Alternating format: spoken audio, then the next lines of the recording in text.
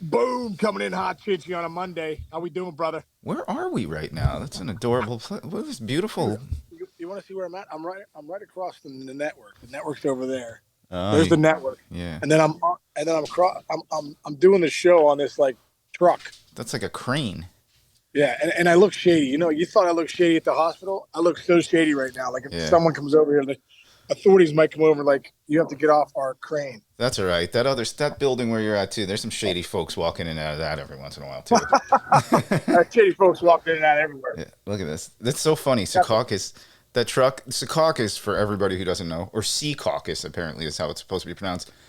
It's like factory heaven. Like the entire surrounding out. area, it's just like outlets and like wherever your bread gets made, it gets made in like one of those Secaucus factories, and there's like 900 18 wheelers always driving around that neighborhood. Yeah, I got a feeling there's gonna be a lot of trucks driving by. That's all right. We'll get through. Hey, let's just talk good vibes on a Monday, dude. There's so many guys. You had a point to why this is going on, but guys who are bouncing back or having bounce back years or just kind of exceeding what they have done, Yeah. and you have a theory. You got a little theory about it. Well, dude, I think the shift's working for some of these lefties. You go back to Rizzo. Anthony Rizzo out there has been hitting pretty much 300 all year long for the Yankees, and he was getting killed by that shift. Joey Gallo's hitting well. That shifted. I think the rule was almost made for him to, you know what I mean? So he Right. could start getting some hits. Max Muncy's hitting 250 with obviously 11 bombs, 21 sticks. He's raking. But I think the big guy that I just love seeing back doing well is Cody Bellinger, man. He's hitting over 300. He I thought someone was coming up on me. He's hitting over 300. He's got 5 bombs.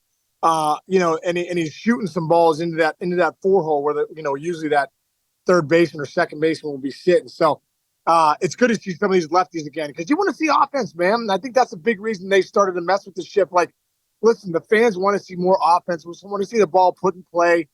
And so it's pretty. And we were also talking about Corey Seager, Mm.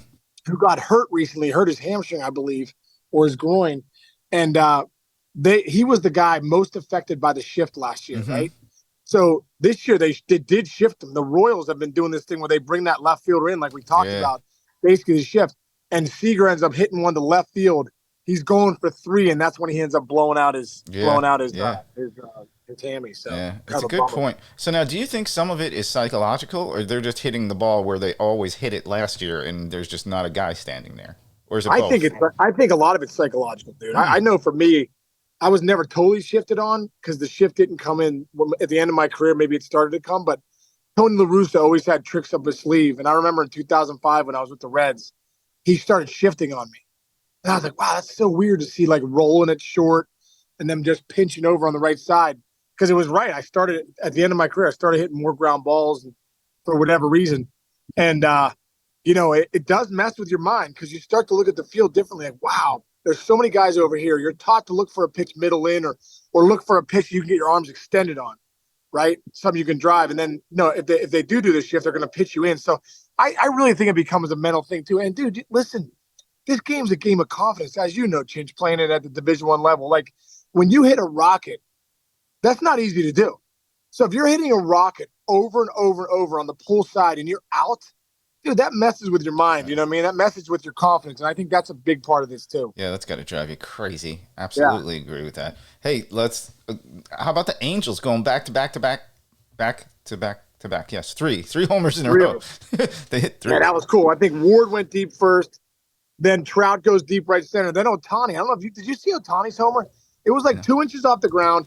It looks like he's out front, flicks his wrist, and he knows it's gone right away. Amazing. He was almost in his trot right away. But the guy's got so much power. So that's always must-see TV. When you see back-to-back-to-back and Trout and Otani are involved Yeah. in that, that's pretty incredible. Were you, anybody ever hit back to back to back on the team that you were on? Were you ever involved in one? I can't remember. I don't remember. I don't remember. It was It's been too long, probably bro. not. But that's been too long. Being too long. Hey, back to Muncy real quick. Like, what do you think of that production? He's got a 411 on base percentage. He's only hitting 250, and he's got 11 homers in 22 games. Every other game, he's gonna hit 87 homers this year. An interesting stat line too is first off he has a 718 slug, so his He's well over 1,100 OPS. He's got 11 bombs, no triples, no doubles. It's freaking amazing. Crazy. It's amazing. Crazy. I brought up this name. But when he hits it, man, he gets it in the air, and I think that's why. Yeah. You see his average not so high either. Did you see? I texted you my comp. Remember back in the day, Pete Incaviglia, bro. Oh yeah, Pete Incaviglia would hit 30 and have 90 RBIs and hit like 214 with like a Rob Deere, dude, Rob Deere. Oh, Rob Deere hit like 40, hit like a $170. Those Tigers teams, it looked like they all just ate like steak for breakfast and hit bombs. Remember those teams? It's like a good team would take 2 out of 3 from them, but each game would be like 14-11. Like you had to outslug them. Cecil Fielder with the Tigers. Oh my God. How great was that year? Out of Tiger Stadium. Wasn't that so cool when he was doing that? Because nobody had hit 50 since George Foster. Now we're looking at guys. I'm telling you, there's guys with 11 and 10 homers right now. And by the way, there's dudes hitting in the high 370s. And what's that one dude's hitting 4? What I got to pull up the stats right now. Oh, Luis Ariz. Yes. It's hitting 4 something. Yes. What do you have to finish the first half with to have a reasonable chance to hit 400 in a season? He's not going to do it, but just to answer that. I think you got to be right at 400 to say this guy's got a shot. Yeah. Yeah. Hold on. Dude, I remember I was hitting 371 at the break in 99. Mm-hmm. And people were like, you can hit 400. I'm like, I don't know. Probably not. No. It's you have to hit by the second half of the season. You have to go like 2 for. You kind of have to go 2 for 4 to go up. You can't go 1 for 4 anymore. It still drives me crazy, man. When I think about that summer of '94 when Tony Gwynn was at 394 in the middle of August. I think it was August 12th or something. And they went on strike. And they asked Gwynn what he thought. He's like, he really believed he no doubt was going to hit 400, how locked in he was. And, he was really chasing it. And I don't know, man. We hadn't seen it since Ted Williams. But you go back to that summer of '94, man. There were some incredible things happening with Jeff Bagwell, how good he was playing. Montreal Expos were one of the best teams in the game. Yeah. They were probably going to make the playoffs. Tony Gwynn was going to hit 400. But it makes me think of anytime we can mention Tony Gwynn in a show. It's a good thing. Yes, I like that. Okay, here's how hard it is. Ready? He's hitting 444. Okay. In the last 7 days, he's hitting 381. That's not good to hit 400. Like, he's only hitting 381 in the last week. That's unbelievable. If you hit 381 1 out of every 4 weeks, you're going to hit like 310 in a season. But his average dropped over the last 7 days by hitting 381. I know. It's unbelievable. It's incredible. It's so hard, dude. 4 hits out of 10. That is so hard to do this day and age with the way they use bullpens. Yeah. Back in the day when those guys were playing, Ted Williams, those guys hitting 400. You're facing the starter. He's going 130 pitches, great probably point. 140 pitches. You might see one reliever. Nowadays, this starter's going 2 times around the lineup. Now you might see 2 or 3 relievers yourself. So it's even harder now to do. Yeah, and they all have different pitch. Like, a lot of guys are throwing 97, 98, but, like, you face one guy who's throwing a curveball for 3 innings, and then the next guy comes in and he's only throwing sliders, and the next guy's coming in and he's only throwing. Now they got these slur, fork. There's like 9 new pitches in the league this year. How about? Go ahead, dude. Speaking of that, talk about Ohtani. Did you see that one stat? 3rd time around the lineup, they're hitting 0 for 24 with like 11 punchies or 17 punches, something ridiculous. Yeah. The biggest thing with him, when I think of Shohei, I think of Roy Halladay, man. When you would face Roy Halladay back in the day, he would have like 4, 5, 6 pitches. It seemed like he could cut it, he could sink it, good curve behind like a split changeup. And it was funny. The 3rd time you'd face Roy Halladay, you're like, I haven't even seen these pitches. Like the first at bat, he threw me cutter, sinker. Next at bat, he threw me curveball, changeup. Next at bat, he threw me split finger, sinker. Like, it's like Ohtani's so good. You could get the 3rd time around with this guy and have never seen that sweeper or the split finger. Right. Smoltz talked about that. He used to talk about that like ad nauseum, saying like first thing in a game, if he's facing Bonds and there's nobody on, he's going to throw him a bunch of crap that Bonds will never see again the rest of that game because it's just like, get this at bat out of the way. And in his 7th inning, like Smoltz would drop a knuckleball here and there on guys just to mess with their heads. The great ones, man, the more pitches you have, the more screwed you can be as a hitter, right? Well, I think that the better, when you as a hitter, when you see a guy with a 2 pitch mix, a guy maybe that Gosman's kind of like fastball split. If he doesn't have that one pitch that day as a hitter, I'm like, oh yeah, here we go. These guys that have 3, 4 pitches. The reason you want to have three as a starter is because you got to navigate a whole lineup. If you got one that's not that good that day, or really don't have it, at least you got 2 or 3 other pitches to Yeah. go to. Right. Yeah, that's a great point. Some guys, all the best ones, like didn't have my curveball today, so I threw a bunch of changeups. Like, Yeah, yeah, yeah. very cool. Hey, we got to keep talking.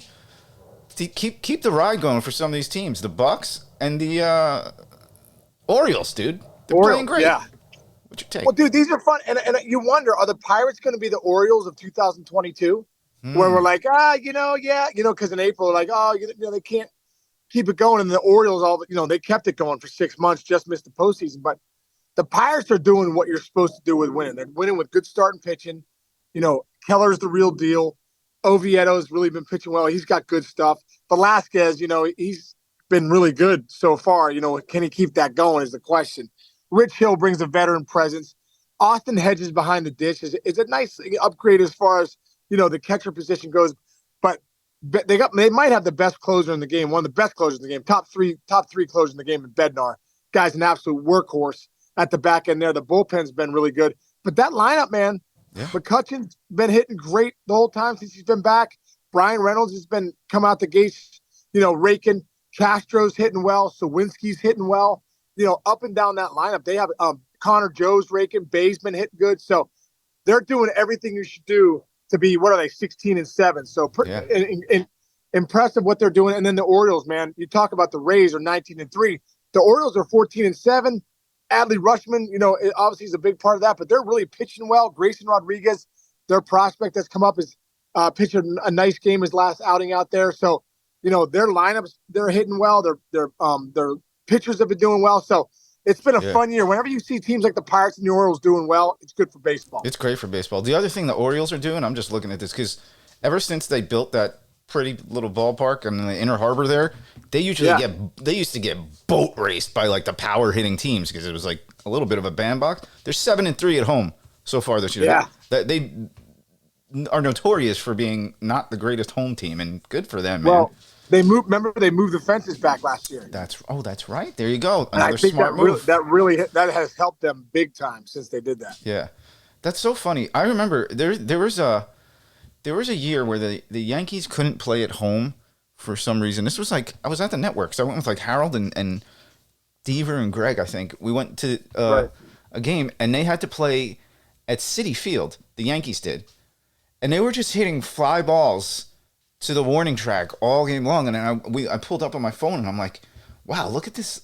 Look at the dimensions of Citi Field. They're so different than Yankee Stadium. And the Yankees were so built around that lineup to hit at Yankee Stadium with that short porch that the home game at Citi Field was a disadvantage for them. And they lost the game like four. Actually, it was Gary Sanchez hit a walk-off home run. Rest in peace. Not rest in peace. But you saw like a guy like Volpe, hit a ball the other day. Didn't he hit a ball to the right the other day? Yeah. One row deep. One row deep. Anywhere else, that's been out. Yeah, and he kind of pulled off of it too. If you notice, like he just got enough of it, but like he looked up, kind of where to go, and then boom, 2-run homer for the Yankees. Yeah. By the way, he made a big error yesterday. Huge error, kind of floodgates open. They lost.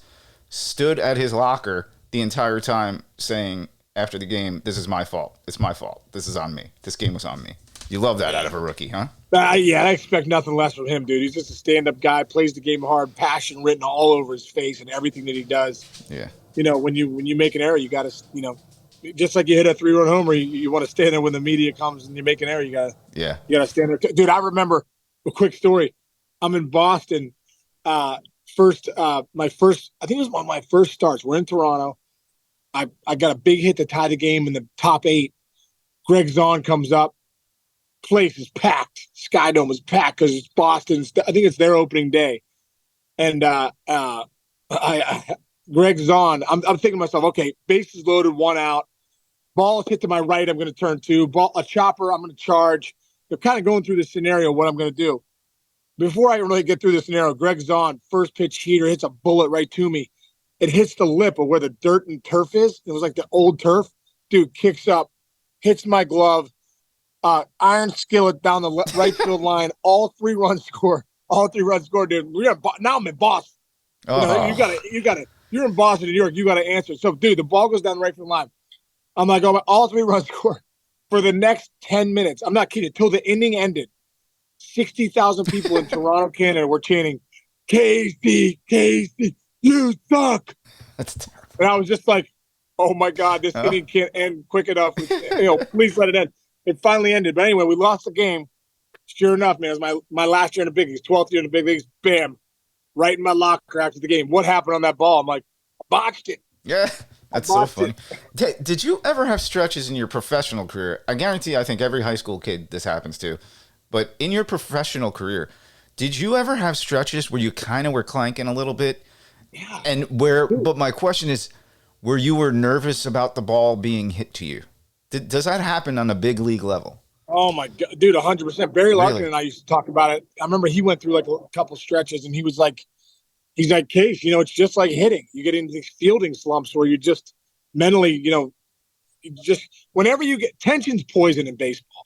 So whenever you get a little tight, you're in trouble. So whether you're on offense or defense, you start to get that anxiety in. It's not a good thing because you lose your athleticism. That's what you don't want to do in baseball. Yeah. And dude, I remember, dude, going through times like for me, sometimes I have trouble picking the ball. Like you miss one or two, then you're like, oh man, come on, like because on a pick, you got to really stay aggressive to it. You don't want to sit back and just be passive on it. You got to be aggressive to it. Well, as soon as you start to lose your confidence in baseball, you lose the aggressiveness. You Yeah. start getting more passive, and it's never a great equation. So, Yeah. I think there's no doubt. There's definitely fielding slumps too. By the way, when I was a freshman in high school and I was playing second Yeah. base, I got the yips. I actually Did you got really? like the knoblocky yips, like big time. I could turn any double play, anytime, rocket to first base, ground ball right at me, just like ankle biters, like nail. What do you call it? Worm burners to first. Like what? Like what were you when you get it? What were you think? It was like it was mechanical. Like I don't know. I was like I had a strong arm, but I would get. I think a first baseman told me, he's like, you throw it really hard to first from second time sometimes, and you handcuff me. And I started thinking about that. And the more I thought about not throwing the ball as hard as I could, the more I would just throw it literally directly in the ground, like the freaking mayor of Cincinnati when he threw out the first pitch. Oh, dude, the only guy I It's ever terrifying. played with. Hated it. You know what? Yeah, it's terrible. The only guy I ever played with that had the yips was Ryan Friel. Rest in peace, Oh, Ryan. But he would get the ball, and I remember thinking, as a first baseman, right away you're supposed to expect a bad throw. Always expect a bad throw. Whenever Friel would get like 20 feet from me, I'm like, okay, I get. And a lot of times I would have to pick it. Dude, I had the yips one time in college. oh, did you? My freshman year, we're playing Davidson. I'm with the University of Richmond, and I always thought you had to. I always thought with throwing you had to be so perfect, like get your arm up, baseball back, and then when I learned to throw, I learned no, that's not true. You could throw it all different angles. But dude, we had a guy on first. They picked over the first. Freaking throw it back to the pitcher, airmail him, dude. Our Oh third no. baseman's not paying attention. It goes by the third base down the left field line. The guy ends up going to third base.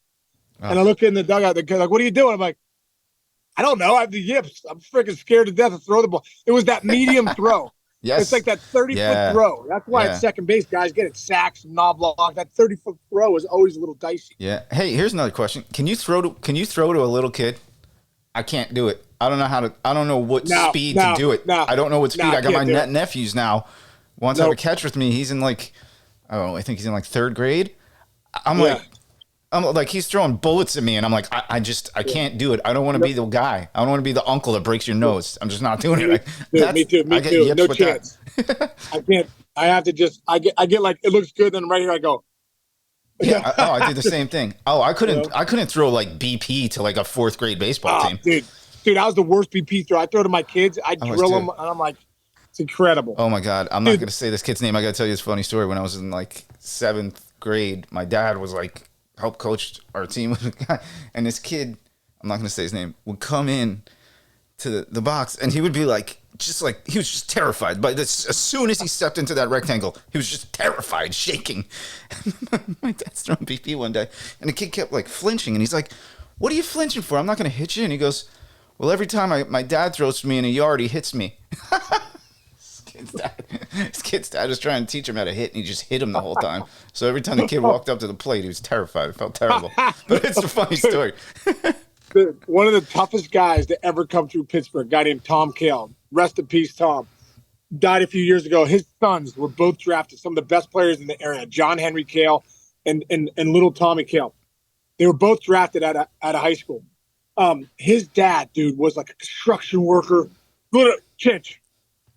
I think, I'm not kidding when I say this, he fought a gorilla at the circus back in the day. I'm not kidding. Like, it literally, one-on-one with a gorilla. They're like, and Tom Kale won. That's how tough this dude was. He used to box for the Army. So anyway, I'm 18 years old, dude. I'm like a senior. He's like, hey, I'll pay you $20 to throw BP to my kids. I'm like, $20? That's incredible. Yeah. I'm like, I'll do it.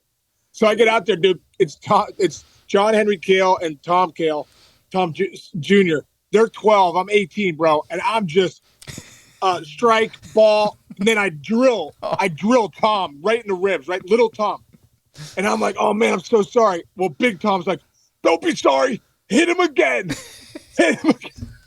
He's like puffing him up. And I was like, oh, my God. So, dude, I didn't know what to do. I just kept drilling these kids.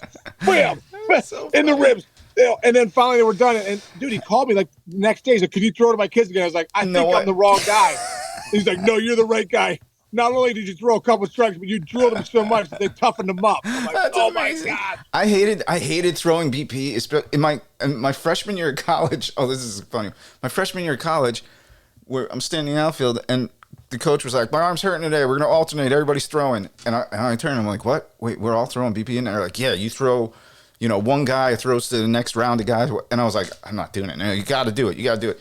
I never even knew, like, here's the second point. I need to wear a glove to throw a baseball correctly. For some reason, if I didn't have a glove on, I get weird. But, you see the guys come and they throw darts in there. Like, a good BP pitcher is amazing. Yeah. Dude, I throw this round to, like, two dudes. I did not throw one strike.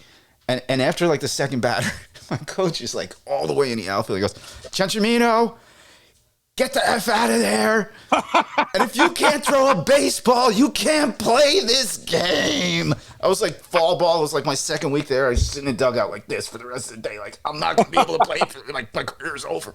I don't think I ever threw BP to anybody ever again in 4 years. Oh, God. So good, dude. Nice. So good. Anyway, all right. What shows are you on today? You got to get back there. I got to get going. I'm doing MLB Now with BK, and then tomorrow I'm doing MLB Central in the morning with D-Row and Shahadi and Roflo. And then I'm doing, I think I'm on that new show with Adnan and Harold on Wednesday night. Oh, cool. Excellent. Yeah. That's cool. Well, look both ways, man. There's a lot of freaking cars going back there. Don't trip over that. Yeah, a lot of trucks behind me, bro. A lot of trucks. All right. Have fun out there, man. All right, brother. All right, kid. You have a great day. Everybody out there, thanks for listening. See you tomorrow. See you, buddy.